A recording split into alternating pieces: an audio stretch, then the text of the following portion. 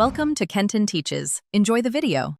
In this video, I will explain how to study psychology for Cuet using an easy method. First, thoroughly understand the syllabus, which typically covers 10 distinct units. Next, focus on mastering core concepts and foundational theories, as these form the bedrock of the subject.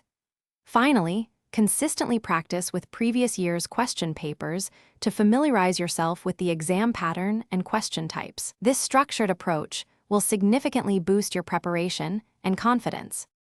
To master the syllabus, begin by dividing it into manageable units, perhaps 2 or 3 at a time.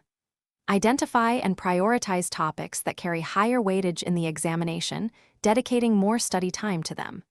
As you learn, create concise, handwritten notes for each unit. These notes will serve as an invaluable resource for quick revision, helping you recall information efficiently before the exam.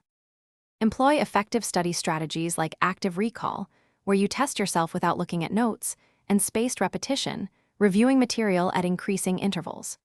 Regularly solve multiple-choice questions from various sources to improve speed and accuracy.